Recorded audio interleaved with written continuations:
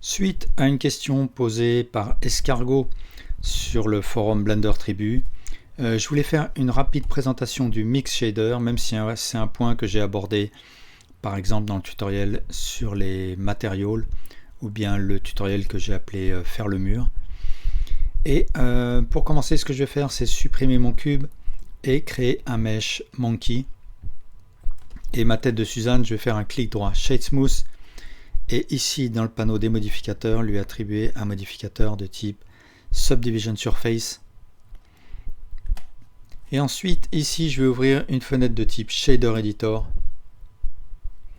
ou bien je presse Shift F3 plusieurs fois jusqu'à obtenir le Shader Editor et je clique sur New pour attribuer à mon objet un matériel.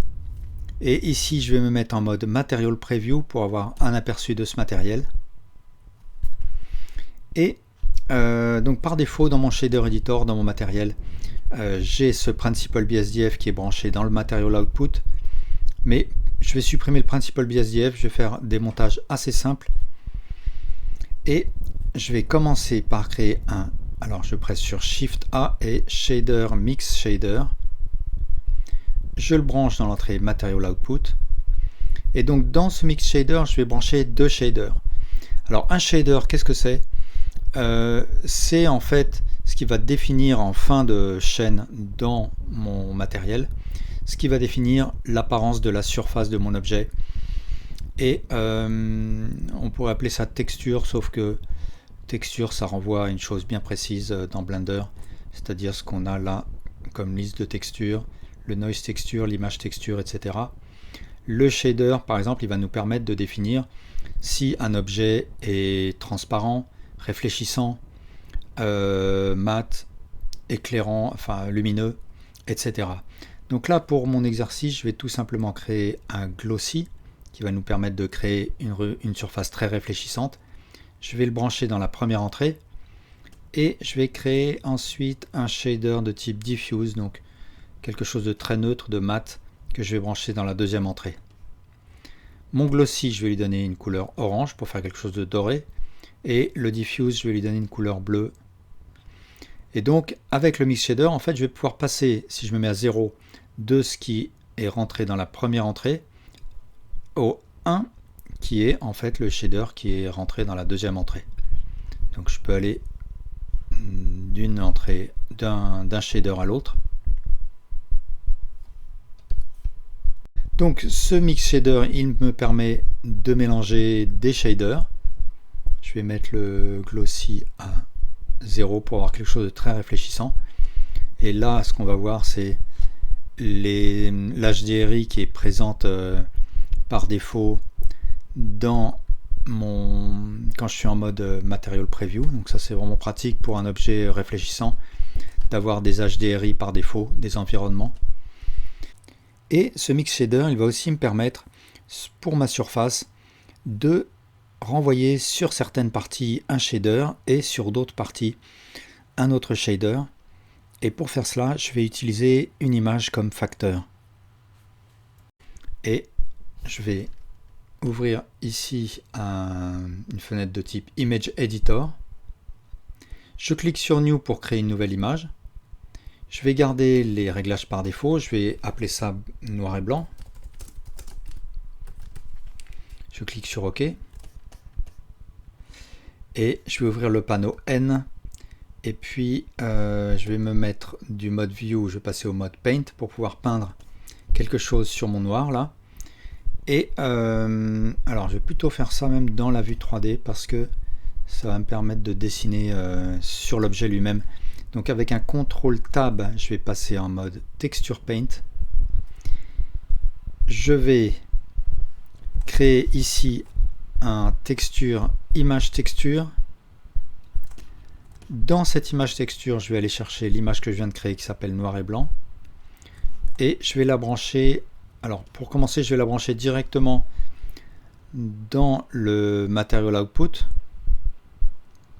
Mais en fait, ce que je vais faire, c'est plutôt faire un CTRL SHIFT clic gauche ce qui en fait me permet, c'est un raccourci si on a activé la donne qui s'appelle Node Wrangler, c'est un raccourci qui nous permet de visualiser le node sur lequel on va cliquer.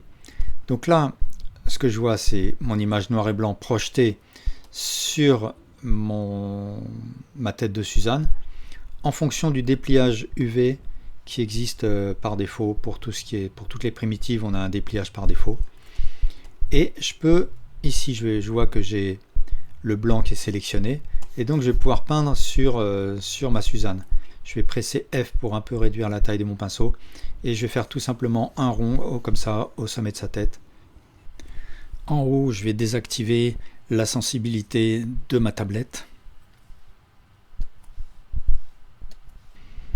Et cette image, alors je peux peut-être la sauver, je vais dans Image, je fais soit Save As, soit Pack pour que l'image soit sauvée à l'intérieur du fichier Blend. Eh bien, je vais l'utiliser comme facteur dans mon Mix Shader. C'est-à-dire, en fait, tout ce qui est blanc, alors je le branche dans le Mix Shader, je rebranche le Mix Shader dans le Material Output, mais là, je peux très bien aussi faire un CTRL-SHIFT, clic gauche sur mon Mix Shader. Et en faisant cela, en branchant mon image texture dans l'entrée facteur, eh bien tout ce qui dans cette image est blanc va être considéré comme une valeur de 1, donc va aller chercher ce qui est branché dans la deuxième entrée. Tout ce qui est noir va être considéré comme une valeur de 0 et va donc afficher ce qui est rentré dans la première entrée. Et je vais tout de suite le vérifier. En effet, ce qui était blanc ici sur mon image va bien révéler ce qui est bleu, ce qui est branché dans la deuxième entrée, et tout ce qui est noir va révéler ce qui est branché dans la première entrée. Et bien sûr, je peux rentrer des valeurs de gris. Donc si je rebranche mon noir et blanc, je vais faire un CTRL-SHIFT, clic gauche.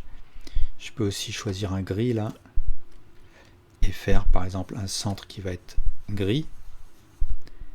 Et maintenant je vais rebrancher le Mix Shader, CTRL-SHIFT, clic gauche. Et bien je peux voir que ce qui est gris va avoir une valeur intermédiaire, un 0,5, quelque chose comme ça, et va donc laisser passer à moitié du glossy et à moitié du diffuse. Alors là au passage, j'ai rien branché en amont de mon image texture. Je pourrais très bien, alors toujours avec la donne Node Wrangler, faire un CTRL-T en ayant ce node sélectionné, ce qui va me créer le texture coordinate et le mapping, et la sortie UV du texture coordinate est utilisée par défaut, ce qui signifie que en fait le matériel va utiliser le dépliage UV que je vois ici pour projeter mon image texture sur l'objet. Mais par défaut, si j'ai rien de branché dans mon image texture, et bien c'est de toute façon le dépliage UV de mon objet qui est utilisé.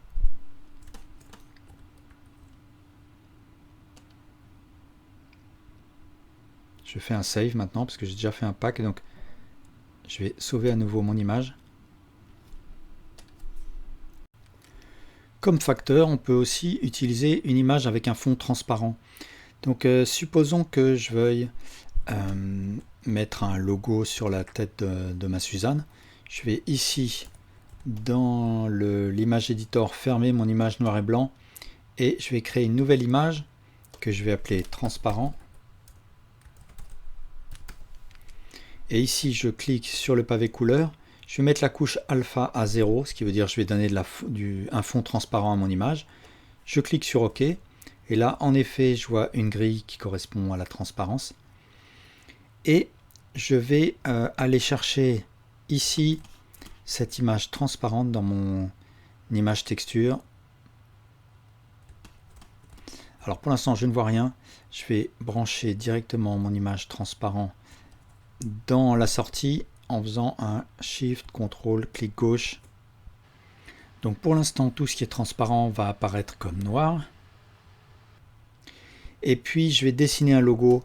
Donc ici je vais choisir une couleur pour mon logo. Ça peut être par exemple un orange. Alors là je ne vois rien parce que je pense qu'il y a un bug et je vais plutôt amorcer de la couleur ici dans mon Image Editor. Je vais passer de View à Paint et je commence à peindre et je fais un CTRL Z et maintenant je reviens dans ma vue 3D et puis je peins et là ça fonctionne. Donc soit il y a quelque chose qui m'échappe, soit il y a un petit bug ici. En tout cas, j'ai réussi à peindre mon logo et du coup, donc ici bien sûr, dans l'Image Editor, je peux voir s'inscrire ce que je viens de peindre en fonction du dépliage UV de l'objet. Et ici, je vais brancher donc le logo que je veux voir, je vais être obligé de le brancher dans le diffuse. Donc j'utilise la sortie color que je rentre dans l'entrée color du diffuse. Donc ce sera plus le bleu qu'on voyait, mais cette couleur orange qu'on verra. Je vais utiliser la sortie alpha de mon image texture dans l'entrée factor du mix shader. Alors je vais tout de suite brancher le mix shader dans la sortie output pour que ce soit clairement compréhensible. Donc en utilisant la sortie alpha de mon image texture comme facteur, eh bien tout ce qui est transparent va être interprété comme 0 et donc renvoyé vers ce premier node shader, et tout ce qui est coloré va être, tout ce qui n'est pas transparent va être renvoyé vers, va être considéré comme 1 et donc renvoyé vers le deuxième node branché dans ce mix shader. Et bien sûr, comme ma couleur orange est branchée dans un node de type diffuse, eh bien elle va apparaître mat. Donc si on a une image, un logo sur fond transparent par exemple, eh bien on utilise ce type de montage avec un mix shader. Alors là je vais à nouveau faire un pack de mon image.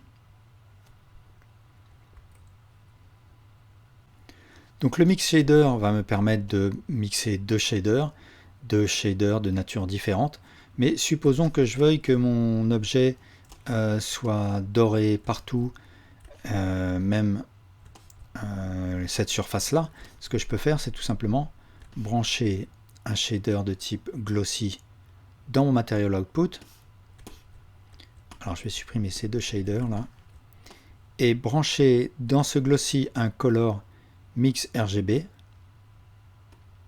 que je branche dans l'entrée color du glossy. Et ici dans mon image texture, je vais aller chercher ma première image en noir et blanc, donc celle-là, et je vais l'utiliser comme facteur dans mon mix RGB. Alors pour l'instant mes deux couleurs sont identiques, mais là je pourrais aller chercher par exemple un bleu, et dans la deuxième entrée je vais choisir un jaune, un orange par exemple. Et donc en fonction du noir et blanc, eh bien la surface va laisser apparaître soit du bleu soit du orange, selon que l'image est noire ou blanche.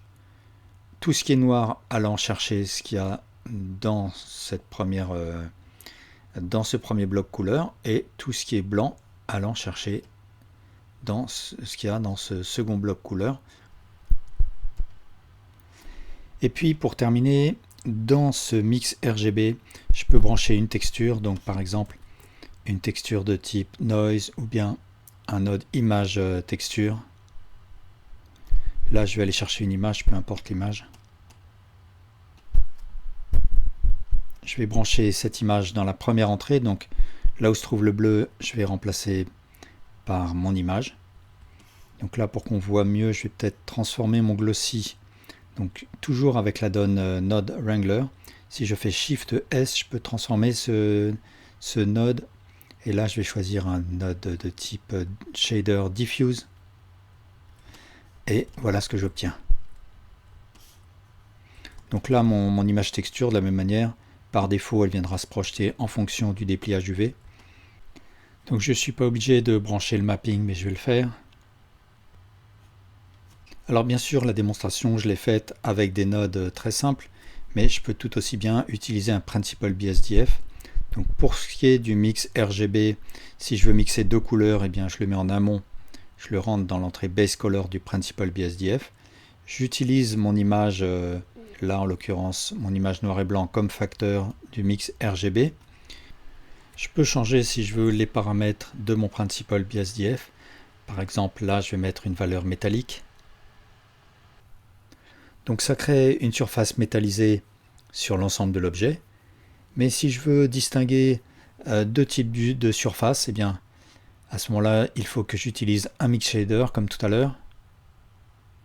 Je peux mixer deux Principal BSDF. Donc là je vais supprimer ce node mix RGB et je vais brancher deux Principal BSDF dans le mix shader.